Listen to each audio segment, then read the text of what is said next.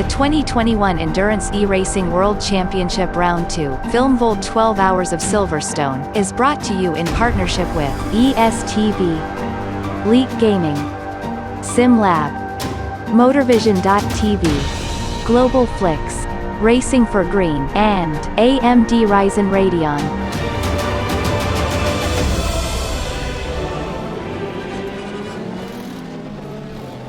Welcome back to the FilmVolt 12 Hours of Silverstone here for the second round of the EEWC for 2021. We've had a bit of a change in the commentary booth. It's now me, you and Illyria alongside Neil Heatley for the next couple of hours at least in this race. Still got a very long way to go. 10 hours remaining. 2 hours have gone and it's been a very good race so far. We've got Martin Hemmingsen in the lead for Hypercars, Varga Sim Racing leading in LMP2, Musto in GTE and Unison Racing in GT3, which has been my favourite category to watch over the last few moments. I have to say it's been pretty much non-stop action down there, but I think, Neil, we're not too far away actually from some LMP2 pit stops here. Obviously they pit quite often really, and even though we're only 2 hours into the race, it looks like they're about to head down pit lane for their possible third pit stop of this race already.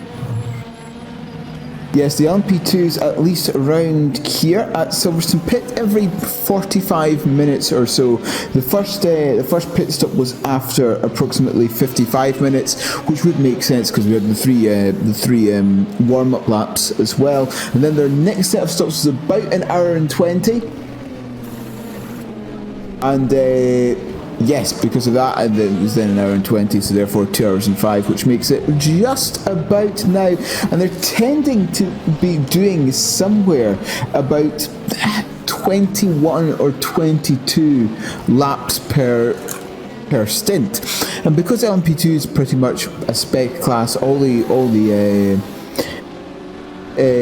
fuel tanks are the same size, and they all drink fuel at the same rate. But what I found fairly interesting is even as soon as the first pit stop, the 334 Fair Racing Team car pitted a lap earlier than pretty much everyone else, and 007 pit and the B32 both pitted 1 lap later. And at least last time out as well, that B32 and the 007 continued with that trend of going a little bit longer. They managed to actually stay out 3 laps longer than the rest of the LMP2 fields last time round. So it just appears that the 32 and the 007 both have some sort of fuel saving and perhaps a little trick in the background that's causing them to just be able to go a lap more in each stint. Yeah, they're both going pretty well at the moment. ProSim are in 7th place in class, about a third of a lap behind the car in front, Deuce's Motorsport Club.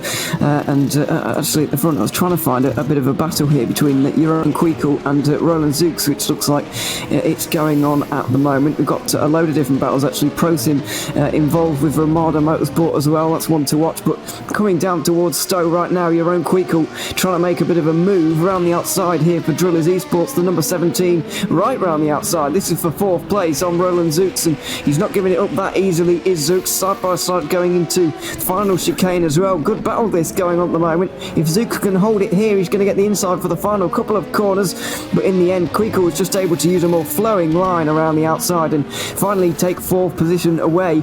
They started quite a long way down the order, did this number 17 team. They had that penalty in qualifying, let's not forget, which added seconds to their lap time. It's put them a long way down, but they're creeping back up the order again, and while they're a long way behind Varga, they're not too far from being lapped actually, even though we're only 2 hours in, but they are making a very good fist of this recovery. They're now up into 4th place.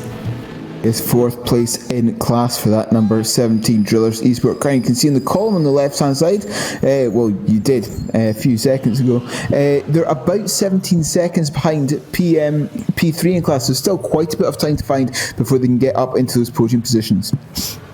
Yeah, there is indeed, but still plenty of time to do it. As we said a moment ago, 10 hours remaining in the race. While we were on the break there, we had another penalty come in for car 53. That's the Musto GD Esports car, not the one leading in GTE, but they are in second. That's Giuseppe Di Fuoco driving at the moment.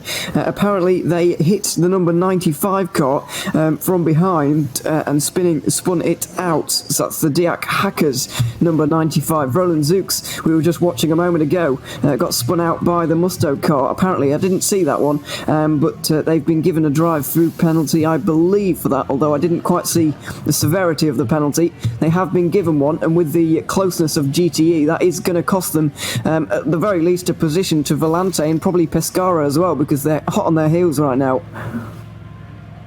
Yes, indeed they are. Those two cars hot on their heels, and that number 67 Volante car looks to be under attack at the from both the 7 Pescara ADG car. Erasmus Scully currently driving that one, but we've got to be careful because not that far behind is the number 45 DIS Sim Racing Lab car as well.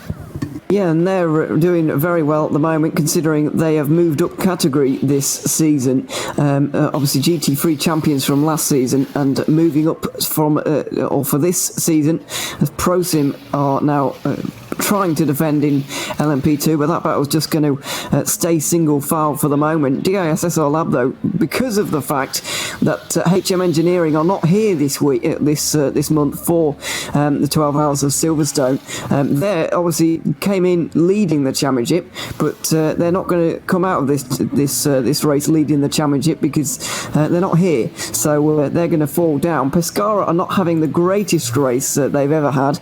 They're down in 5th position, I think that is, for for GTE. Yes, it is. They're not that far ahead of DISSR Lab, so at the moment Pescara would leave here as championship leaders, I think, just about, but obviously the 53 team are going to be moving up, so are the 54, so it's all up in the air in GTE. The fact that the championship leaders have not attended this particular race has really thrown a spanner in the works for everybody. Yes, of course, and we were talking about this yesterday, is that the fact that in endurance racing you've only got 6 races to make up points, and just missing one race could then therefore have an adverse effect at the end of the season. But as you were saying, just as we came back from the last commercial break, the LMP2s all making their pit stops. Indeed, David Kaloksai and Alexander Palmgarten as well, and I believe that Matt Webb in the number 68 Team eBrit car is also going to make his way into the pits in the next lap or so. If you go to timing.gtr24h.org, you can see all the timing. You can see that rough, and you can also see this on the tower at the side. Actually, when a car flashes blue, that means they are in the pit lane at some point. So that gives you a good indication of when people are in the pits. And I believe you can see this on the stream as well. If it flashes green, that means they've at least requested the pit stop. So you've got a little bit of a warning, if you like. Right, they've got their next pit stop primed and they're going to be coming in the next couple of laps, as Jiri Toman has just started flashing green on the timing screen. Of course, the driver of the 117 Vargas Sim Racing car and the current leader in LMP2. Yes, he is indeed, and this is on schedule. Lap 65 completed right now, and Toon Lauer has also got the green flashing light at the moment, so he's going to be in soon. Looks like about 22 laps actually. They're stretching it a bit further on this particular stint, although as he said, we're still quite a few laps away from guys like ProSim and B32 making a pit stop, because they're going for the alternate strategy with just running it a little bit longer. But yes, a lot of blue flashing and a lot of green flashing at the front of the field at the moment in LMP2, and GTE before long we will see some more pit stops. Around 32 laps for them on a particular stint, so in the next 5 laps 64 will be in 80 Ooh. in 10 seconds. As we are coming to a code 80 now in 10 seconds or so. When it comes to code 80, you get a 10-second warning, and then you have to be down into 80 kilometers an hour and on the pit limiter. As soon as the code 80, as soon as that timer hits 0, essentially.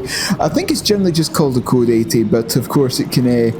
It's essentially the pit speed limit for that circuit. So code 80, is a well-known phrase in terms of endurance racing nowadays. Coming back to green flag in 10 seconds. Coming back to green in 10 more seconds. But yes, code 80 is a known term in endurance racing, so it's just easier to use that rather than code 60 or code 100. 2, 1, green flag.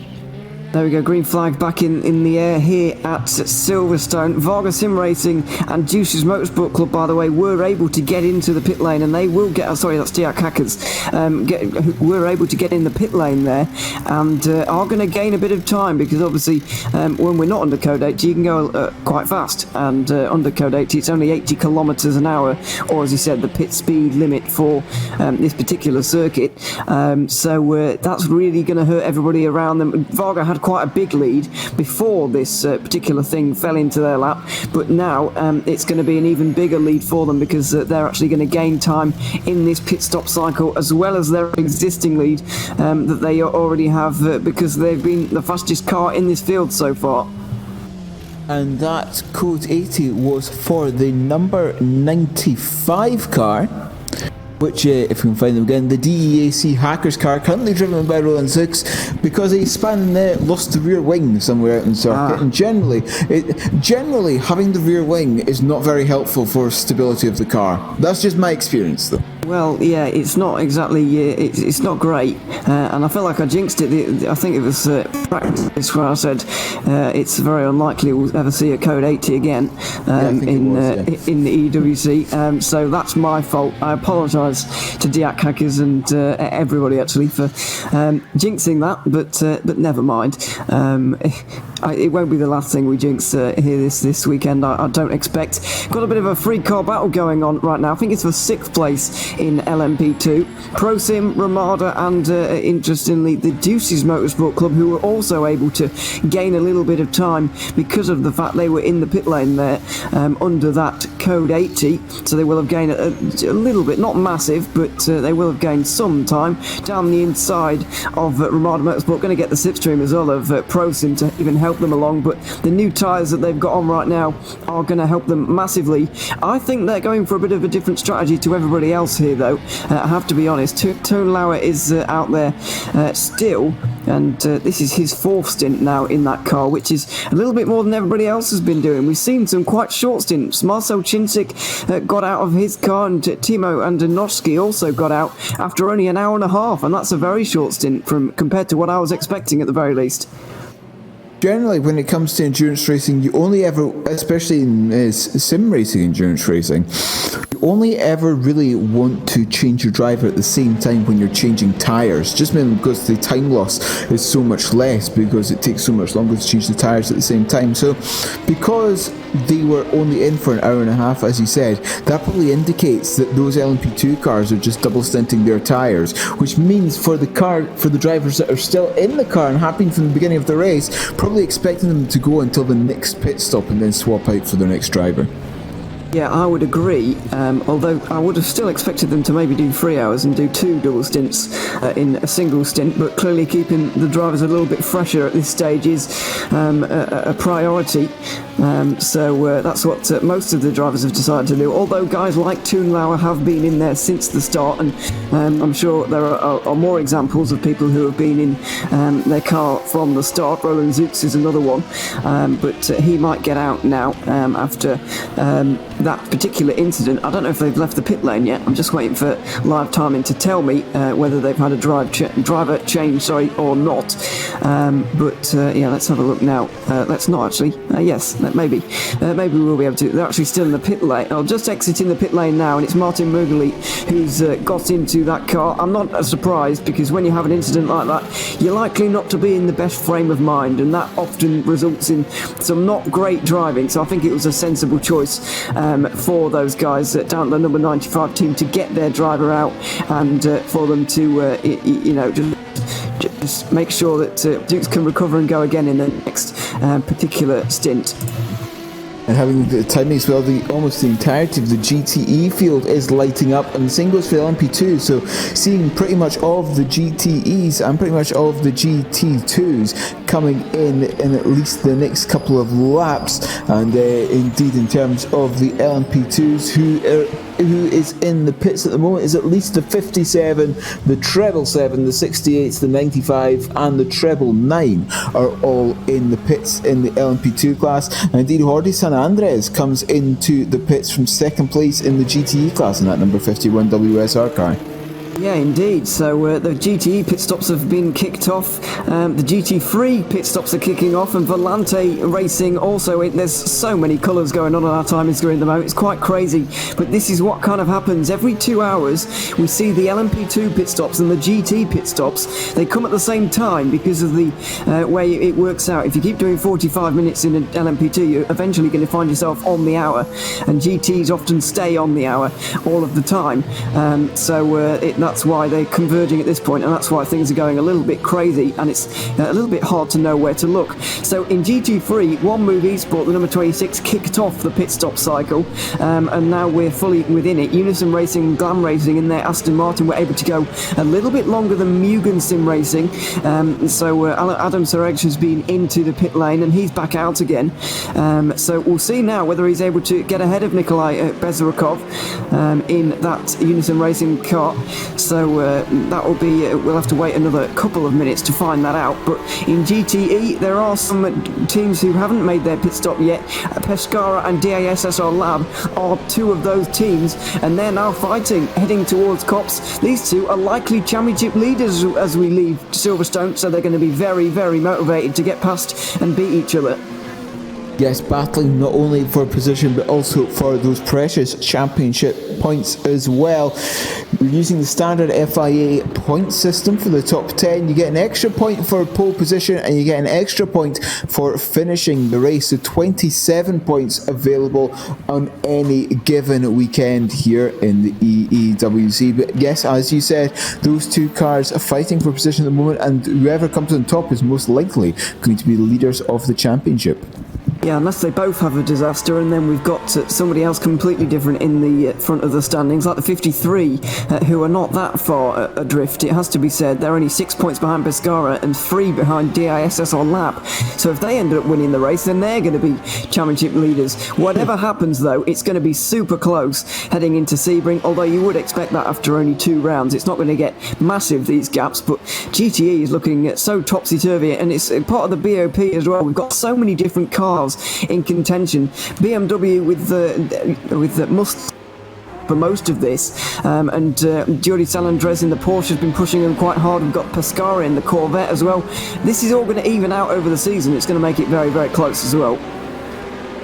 Yes, of course, and that's what you really want in endurance racing. Having a look in the GTE's Lee Russell in that 404, sorry, it's GT3's Lee Russell in that 404 Glam Racing car is also in the pits. Same goes for the Danish Racing League number 13 car of Sebastian Hove. Well, those two cars were 3rd and 4th in class respectively before the beginning of this pit stop cycle. And the 717 Unison Racing, the leaders in the GT3s, have called for their pit stop, and the same goes for the 166 ID SimSport car.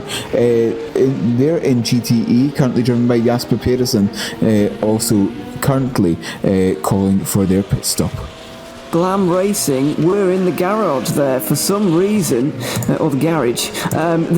They were, I don't know why, but for some reason their name was faded out, and they were in the garage for about 30 seconds, I want to say. I don't know if that might have even been a mistake, but yeah, that was a strange moment, and they've lost quite a bit of time. They've dropped behind One Move Esport and Danish Racing League, two cars which were battling a few moments ago, but Glam Racing, having been in the fight for the lead in GT3, are now going to drop much further down because of that small mistake. Unison Racing then into the pit lane, and we'll see now where Adam Sereg is going to be in relation to them. Also got some of the GTEs in, but this is the big fight now in GT3. That McLaren being in a little bit sooner than the rest of them, staying out a little bit, or staying out for a little bit of a shorter stint there. We'll see if this is going to pay off for them now.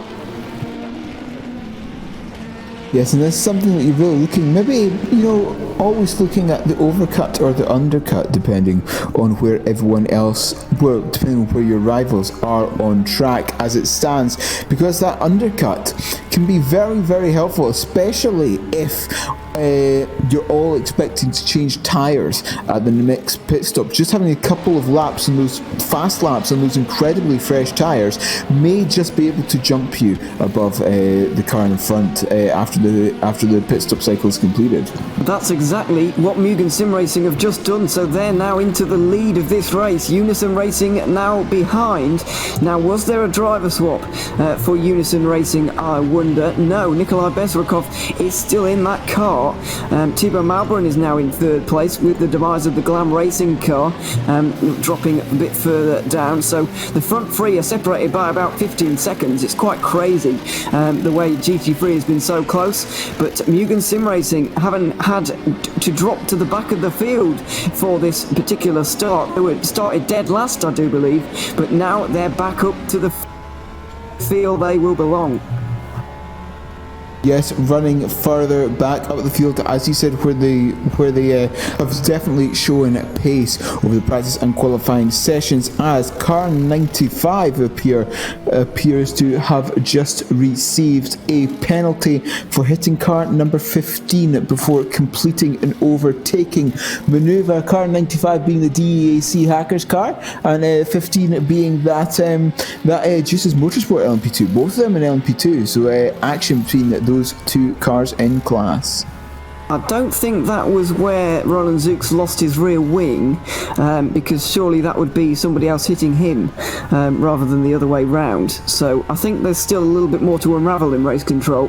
I know they are working hard at processing all of these incidents, and there are quite a lot of requests. If you've seen the sheet, and I'm sure you have if you're a driver or a team manager or something like that, you will have seen the sheet with all the requests. We only talk about the ones that are actually come down to a penalty. We don't even inform you guys of the ones that are no further action, because we don't really need to. It's exactly that. There's no more action needed about it, and there's nothing else to really say about it either.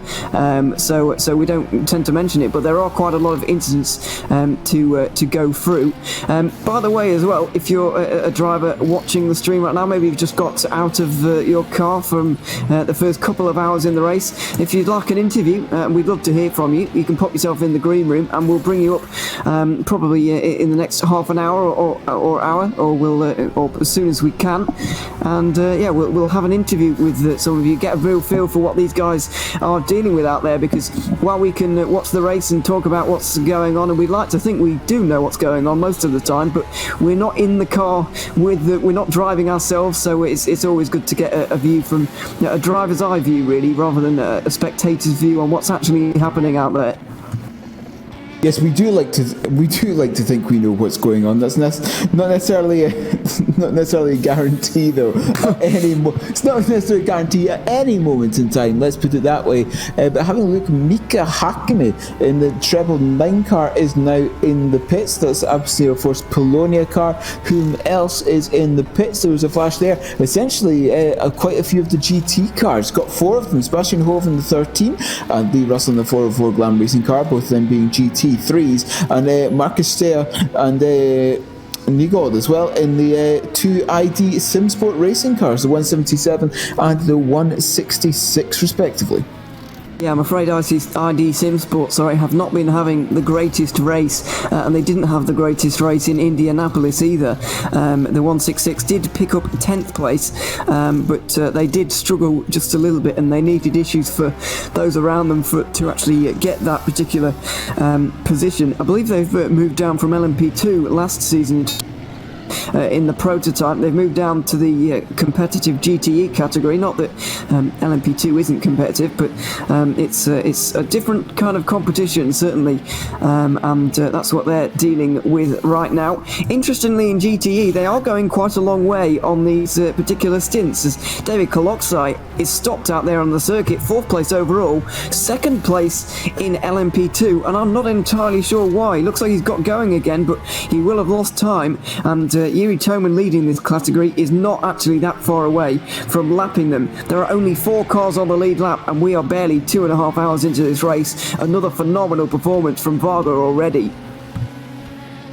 Yes, as you were saying, that very interesting battle going to and from. As you said, that number 117 car not too far away, as Martin Hemmingson has gone green on the timings, which means that he's on an in laps where the hypercars are also coming in the next couple of laps. Yeah, they are indeed. About 1 hour and 15 just under for them, it looks like. So what does that make it? About a 38 lap stint. Once again, you just... I didn't actually see the first pit stops, but it looks like 38 laps. So that's completely on schedule then for those guys, which is good news because it means they've not got any damage or any of that. So they've kept it clean, and we'll have to keep watching in the next 38 laps because that's when they'll be coming in next, you would imagine. Meanwhile, out there on the circuit in GTE, we have the flashing light for Daniele Primavera. The leader in GTE is now coming in at the end of lap 67, so another 34 lap stint for him. DASSR Lab have just overtaken Eros Mashuli for second position, so they're starting to move up the order, but I'd imagine they're also going to be in at the end of this lap. It's just interesting to note that the two Volante cars have pitted after about 31 laps, 30 laps. They weren't able to go very long on these stints at all, and I just wonder if that is an Aston Martin thing, whether they have to run their stints a little bit shorter because of the way that car is, maybe. Yes, of course. We were talking about this as well yesterday. They are balance of performance always tries and helps the cars be roughly equal over the course of a season, but of course that does mean they have their own strengths and weaknesses, and perhaps that Aston Martin just drinks a little bit more fuel than the rest of the cars. Yeah, apologies for that, by the way. DASSR Lab just had a huge slide through Bucklands, and I'm almost surprised that they hung on to it, whoever's driving that car, but they managed to. I thought there was going to be a spin and quite a big crash, actually, because there was about 3 cars behind them as well, so that could have been a big moment, but disaster averted for the DASSR Lab team. Obviously, we don't know who's driving that car because they're in the same location, we reiterate from what we were talking about a few moments or in previous few sessions, and that's just the way they run things. One of those teams like B32 and just ProSim do the same, as well as Viaducton as well. Yes, DASSR Lab, we don't know who's driving, but we do know that they've just been hit from behind by one of the McLaren GT3s. I think they're going to be in the pit lane. No, they're staying out again here along with Pescara. Musto are in from the lead of GTE, but we've crossed over another half an hour of racing here, Neil, so it's time to take a quick commercial break. We'll be back in a few moments' time with the rest of the Film Vault's 12 Hours of Silverstone. Don't go anywhere. The 2021 Endurance E-Racing World Championship Round 2, Film Vault 12 Hours of Silverstone, is brought to you in partnership with ESTV, Leak Gaming, SimLab, MotorVision.tv, Global Flix, Racing for Green, and AMD Ryzen Radeon.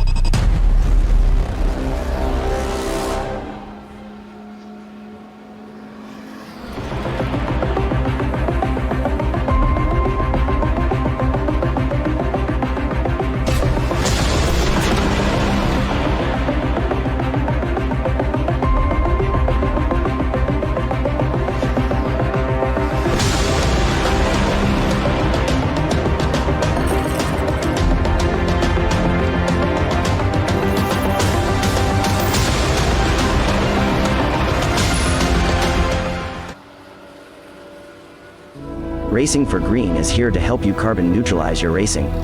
By planting new trees, Racing for Green offers to make your racing carbon neutral. We already have the calculations, contacts, infrastructure, deals and solutions ready for you to easily buy carbon neutral laps on any racetrack. It doesn't matter if you are a racing fan, team owner, driver, sponsor or partner.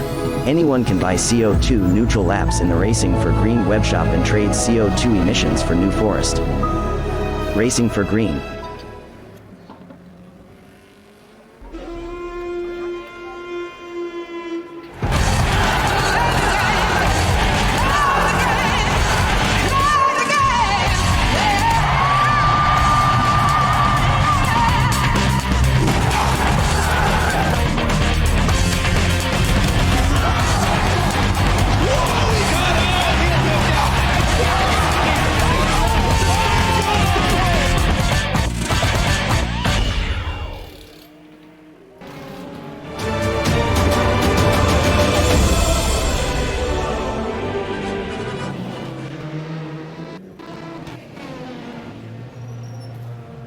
Welcome back to the Film Vault's 12 Hours of Silverstone, where pit stops are in full swing at the moment. Pescara and Musto have requested their in-laps, and the GTE leader Musto car has been into the pit lane. Viaducton likewise, they're in the pit lane right now as well. But by far the most interesting thing that's going on out there on the circuit, Neil, is the GTE lead, which has really hotted up in the last few moments. Unison Racing have closed up to Mugen Sim Racing, and now we have this McLaren versus Aston Martin fight going on for P23 overall, but much more importantly, the overall lead in GT3.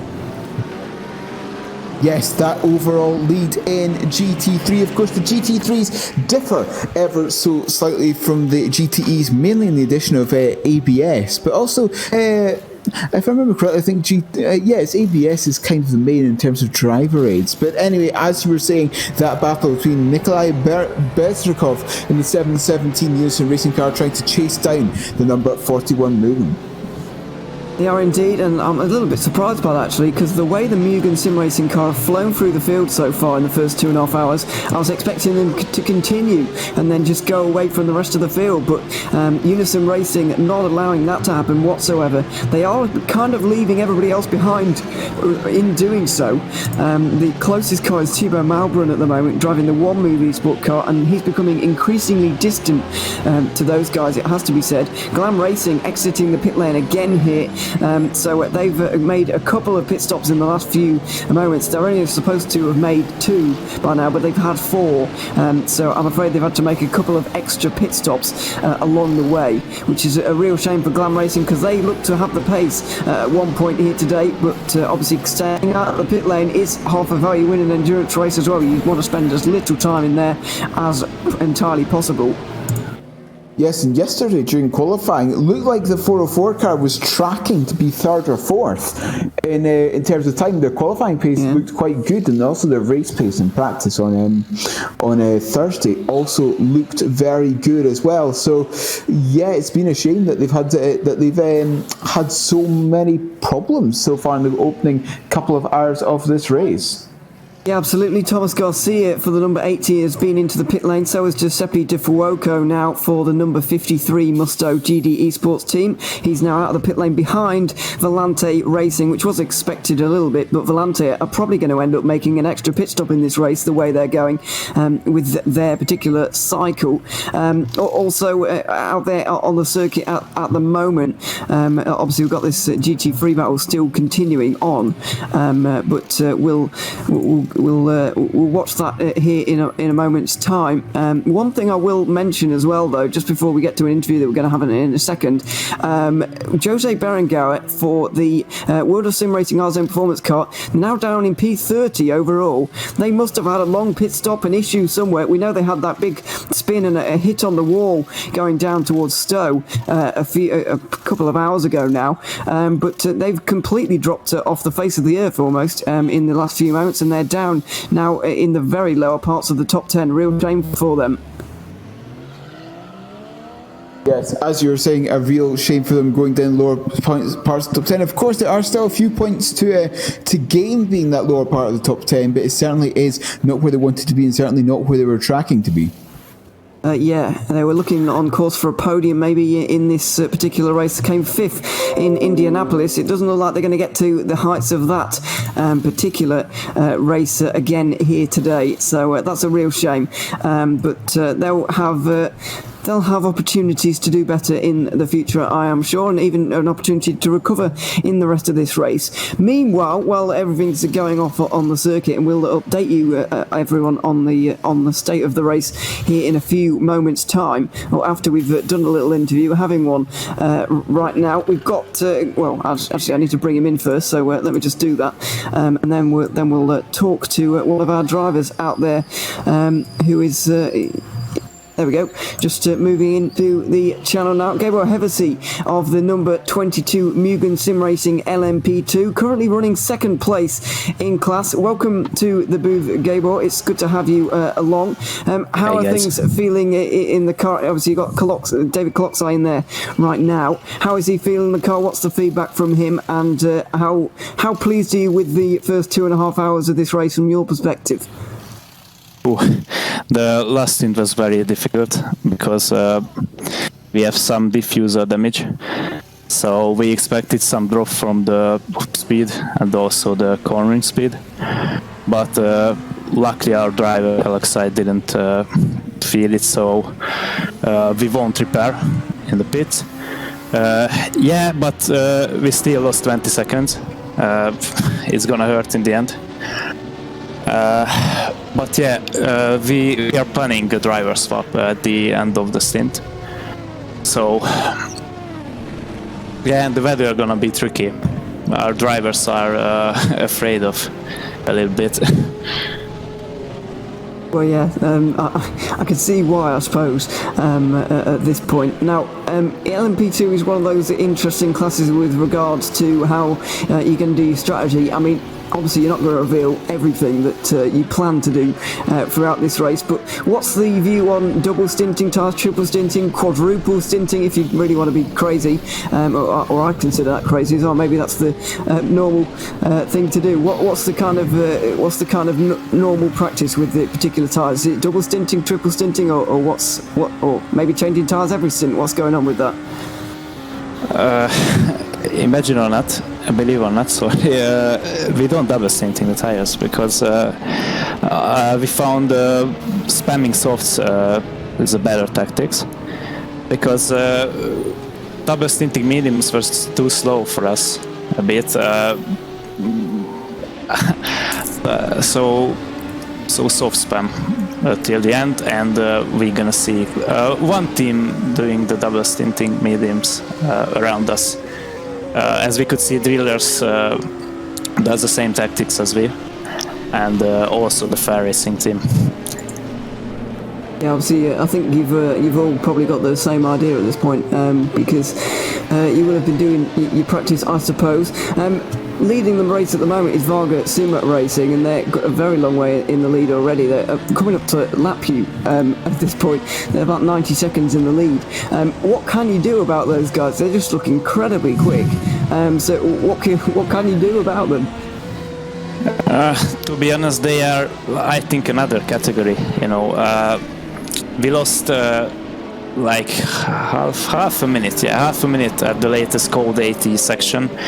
So that 1 minute lead doesn't seem so bad for us, but now I don't know what to expect. Maybe the rain can trick the things. I don't know. For the season, we are planning to catch them at Sebring or Le Mans if we can, but Sebring can be our closest one. I don't know. They are another category, so we are focusing on claiming P2. Yeah, they do seem incredibly quick at the moment. And finally, on a more personal level for you, when are you going to be getting in the car? What's the plan with that? I'm gonna be the finishing driver, so around 9 o'clock at European Central Time. All right, possibly a train. Well, yeah, that's a very definitely in the dark. So enjoy your stint a little bit later on, and good luck to all of you guys for the rest of this race. Thanks for coming to talk to us. Thank you a lot. There we go, Gabriel Hevesy, of the Mugen Sim Racing to number 22 team. It's second place for those guys at the moment, just ahead of Fair Racing team by about 10 seconds, I would say. Driller's not too far behind, neither are Juices. It's a good fight going on for second, but as Gabriel mentioned there, it's a bit of a Varga Sim Racing class at the front of the field. They're almost in a league of their own. Is they are doing a very, very good job as it stands. And speaking of good jobs, having a look at that leaders, the number 10 Driller Motorsports car, and there's been a driver change there. Hemmingson is out, and now it's Henry Sinikin. Yeah, indeed. So we've seen that pit stop now, and that will be another long stint for those guys. Then we'll see what's going to go on with that, and what's the driver's stint, whether Thomas Garcia is going to get out anytime soon for his hypercar as well. We'll just have to wait, obviously, for that one. DASSR Lab are still leading in GTE, and it's telling me at the moment that they've made 2 pit stops. I just wonder if they're doing something a little bit on the strategy here, because they weren't in the lead before those round of cycle of pit stops, and now suddenly they are. So they're somehow leading at this point, and well, that's going to be very, very interesting now, because they've decided maybe. Surely they're not triple stinting tyres and going 3 hours on a set, 3 hours 30 on a set of tyres. It would be absolutely outrageous, but they're leading at the moment somehow, and well, I guess we've got to find the rest of the race to try and find out how they've managed to get the lead right now and if they're able to hold on or not. Well, of course, Silverstone is a fairly, I wouldn't say abrasive circuit, but it wears the tyres just mainly because of the pure number of very high-speed corners around the circuit. So trying to treble stint on a set of GT tyres is a very, should we put it, bold strategy. Yeah, it really is. So he's going to be holding on, whoever that is. Once again, DASSR Lab don't... well, it's not their fault that they don't tell us who's driving, but because it'd be a lot of effort for them. But they're all in the same place, so we can't know. Meanwhile, in P4 in GTE, we have a bit of a battle on at the moment. Pescara versus Musto going on. Let's see who's driving those respective cars. Eros Mashuli versus Giuseppe Di Fuoco. Those two have been in since the start, so they're going to be quite accustomed to the strategies that they're on and whatever they're intending to do with this race now. Pescara, obviously second place last week in Indianapolis. The 54 team didn't do quite as well with Giuseppe Di Fuoco. Sorry, I was 53 behind. Giuseppe Di Fuoco from fourth place in Indianapolis, I do believe. So yeah, it was a decent race last time out. Looking for an even better one right now, and looking to try and get through and get into fourth place as it stands. Yes, getting to fourth place, and that will bring, well, shall we say effectively 13 points, 12 for the position and 1 for finishing the race as well. But yes, those 13 points will be very, very valuable to them. And that number 80 Omicron sim racing car, Thomas Garcia, is in that, and I think he's still in that car from the beginning of the race. I don't think he's actually been out of that car yet. I would agree. I don't think he's been out of that car either. So that's a good effort from him so far.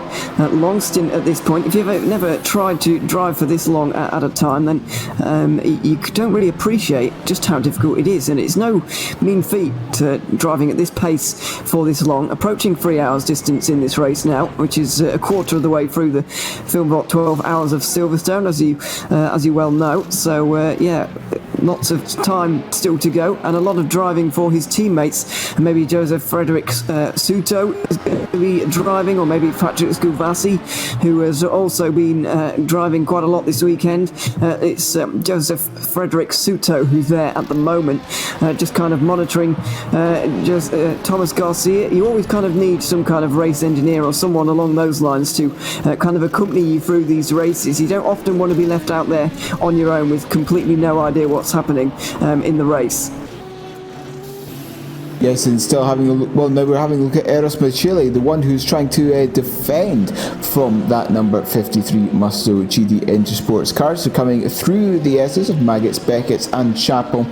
Even though I have a map and I've written it down, I still don't know which one is Maggots, which one is Beckett's and which one is Chapel.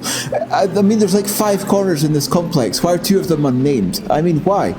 Anyway, the number 7 Pescara ATG car trying to hold off that number 53 as it stands, and only about half a second separating the two of them.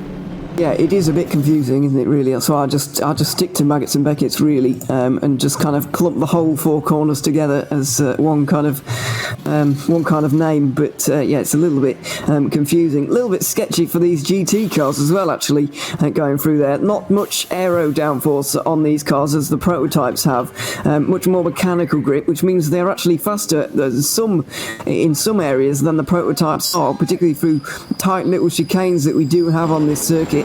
As Prosim go down the inside of Pescara there. That's not obviously for position, it's prototype versus GT, but either way, Mashuli has let the prototype through there. And there is an art to that, being a GT driver, being efficient, letting the prototypes through at the right moment is part of being a GT3 driver. We often say that the onus is on the prototype drivers to get through safely, and it is, but there's a good way to be a GT driver and not lose time, and there's also a wrong way to go about it as well.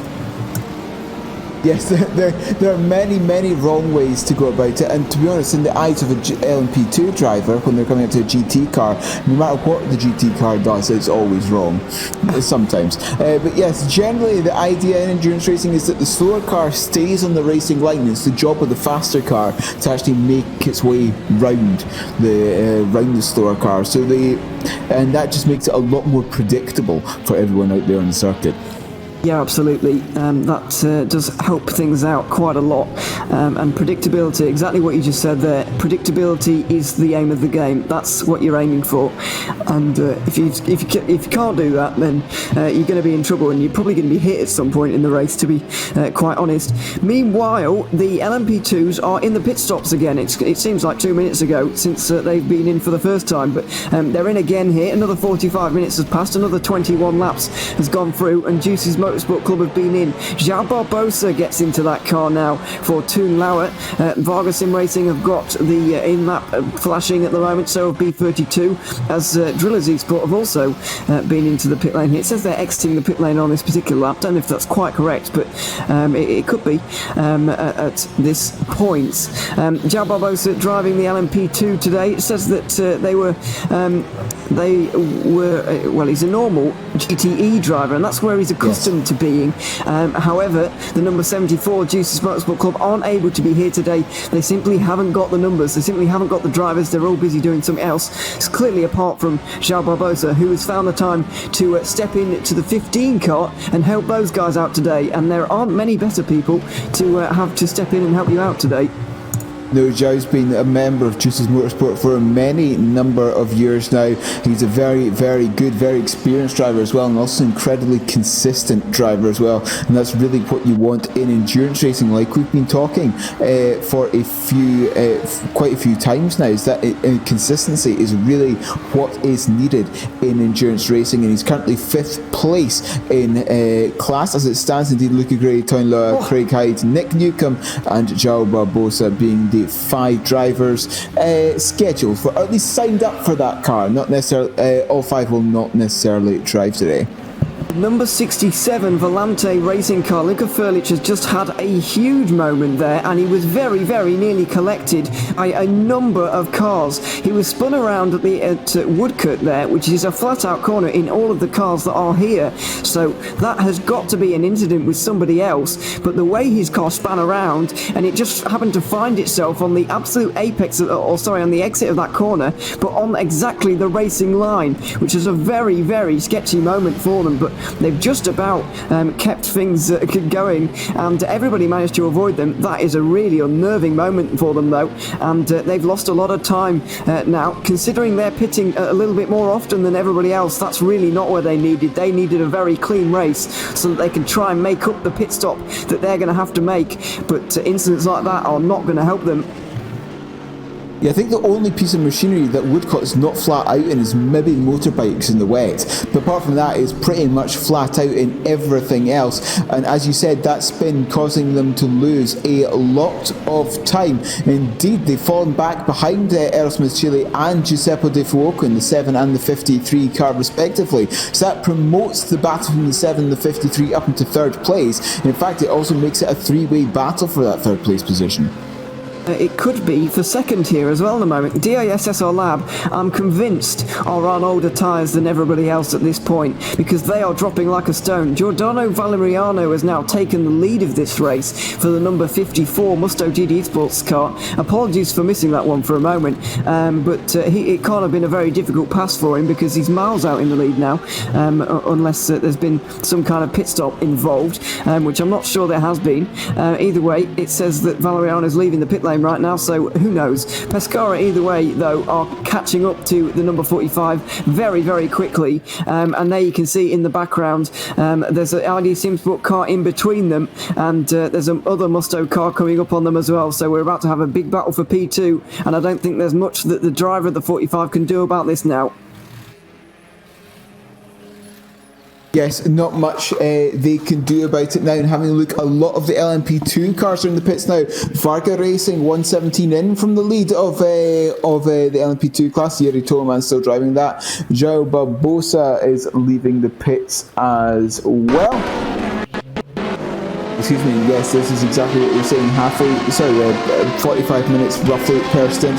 Who else? It looks like the Pimpa Mark and in the 334 Fair Racing team, Alexandra Pomgat in the 57 Romana Motorsports and Martin Murderley in the 95 DAC Hackers car have all requested their pit stops as well. And another car in the pits is Henry Sinek in the number 10 Drillers Esport car from the overall lead of the race in the hypercars. Yeah, it's all going on at the moment, and you can, if you're watching the timing screen at home, by the way, which you can at timing.gtr248.org, then it's a bit of a multicoloured strobe lighting effect going on. There's so many people coming in and out of the pit lane.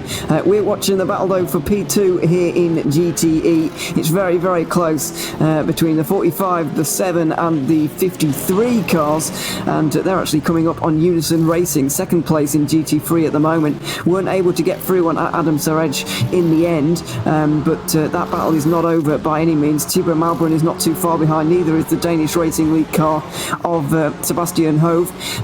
Callum Wilson for Glam Racing a little bit further back now, but it looks like we've still got 4 cars in very good contention in GT3, which is very encouraging indeed.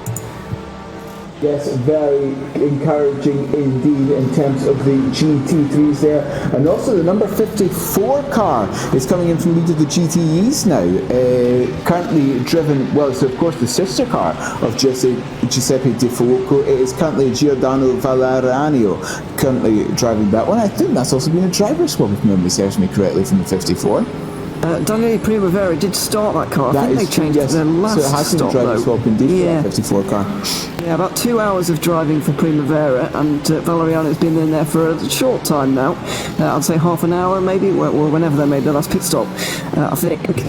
But yeah, all Italian team, of course, and we know Primavera from the GTR 24H Sprint Series was up towards the front and won quite a few races in that 12-race calendar last year.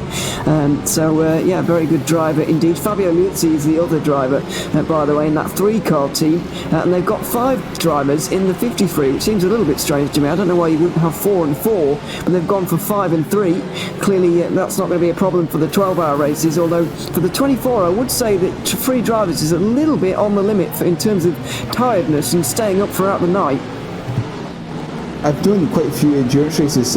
Some cars have only done it with 2 drivers actually, so that is also quite fun. But there's been a driver swap in the 117 Vargas Sim Racing car. The leaders of the LMP2 is now Marcel Chisnik in that car, taking over from Yuri Toman, who's driven that car from the beginning of the race. Well, I think Chinsik started actually, and then Toman got in, and then Chinsik's back in again, I think. So that's very close between Pescara and DISSR Lab. Now Musto Racing are going to try and get involved here as well. Just had a look up the inside through Brooklyn's there did Mashuli, and I don't think the 45 team were really expecting that, and so almost a bit of a surprise. Mashuli bounced across the curb, had to make a bit of a save, but not the kind of incident you need to be getting involved in at this stage in the race. There's still 9 hours to go. You want to keep your nose clean, really. And so Mashuli in the end did see sense and backs out of it, but that could have been a lot worse for both of those cars. Yeah, it could have been a lot worse. Luckily, it's not an incredibly high-speed part of the circuit, so there wouldn't be much major damage from any incident that happens there. But yes, it could have been much worse. And look at these 3 cars, nose to tail essentially now. You've got to be careful. Look at that clock. It's almost reaching 3 hours, which means we might be approaching some GT pit stops soon. Yeah, indeed. About 32 laps they're doing on their even 34 for Musto, so we could be a little while away so far, but anywhere from lap 90 onwards, it wouldn't be a surprise to see the GTEs back into the pit lane, and that'll be in about 20 minutes time, considering the lap times they're doing at the moment. So they are stretching this quite a long way. They're going more than an hour, and I think the amount of traffic that we have, when the prototypes do end up overtaking you, I think you're able to just lift off going into into some of the corners and just save a little bit of fuel. But they're certainly not doing bang on an hour. It's certainly, hour and 5 here, maybe an hour and 10 there. So that's going to put them in a good situation. And if there's just enough fuel saving that's going on, they might be able to make 10 pit stops in this race rather than 11, which is what we're normally seeing from the GTEs. Yes, and that extra pit stop could, be a factor towards the very end of the race, but the thing is, we won't be able to tell until the last 30 minutes, which is slightly annoying. Well, it's also the kind of the draw of an endurance race. Not a lot might happen for a few hours, but it's all going to come together right at the end. And so you just can't really stop watching because the race-winning moment might be, any time from the start to the finish, and you've just got to watch the whole 12 hours and find out when that is indeed going to be. We'll see, though. Got an interesting battle, though. That's the main thing, and it's very entertaining indeed. It is letting Giordano Valeriano get very much up the road right now. He's got about 45 seconds, I believe, over those who are behind him. 46 seconds at last count that I saw.